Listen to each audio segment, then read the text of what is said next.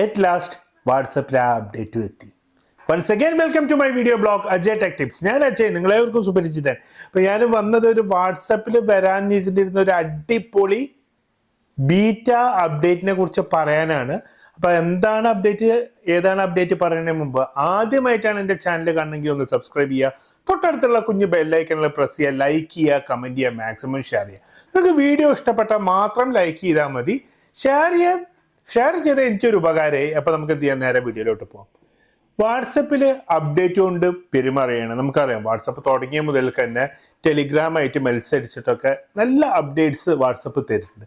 ഈ ഒരു അപ്ഡേറ്റ് നമ്മൾ പ്രതീക്ഷിച്ചിരുന്ന അപ്ഡേറ്റ് തന്നെയാണ്. അപ്പോൾ എന്താണ് അപ്ഡേറ്റ് എന്ന് നമുക്ക് നോക്കാം.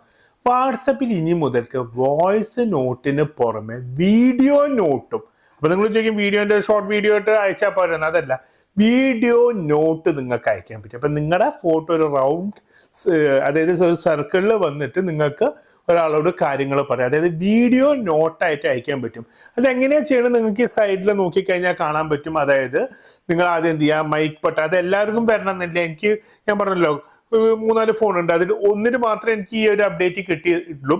ബീറ്റ അപ്ഡേറ്റ് ആണ്, എല്ലാ ടെസ്റ്റേഴ്സിനും ഇല്ല.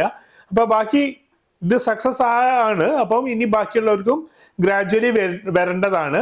അതായത് നിങ്ങൾ എന്ത് ചെയ്യുക, മൈക്ക് ഒന്നും പ്രസ് ചെയ്ത് കഴിഞ്ഞാൽ, നിങ്ങളൊരു കോണ്ടാക്ട് എടുത്ത് അതിലൊരു മൈക്കിൽ ഒന്ന് പ്രസ് ചെയ്ത് പിടിച്ചു കഴിഞ്ഞാൽ അത് ക്യാമറേൻ്റെ സിമ്പിൾ വരും. അത് പ്രസ് ചെയ്തിട്ട് നിങ്ങൾക്ക് എന്ത് ചെയ്യുക, നിങ്ങൾക്ക് ഈ കാണുന്ന പോലെ തന്നെ നിങ്ങൾക്ക് വീഡിയോ നോട്ടും അയക്കാം.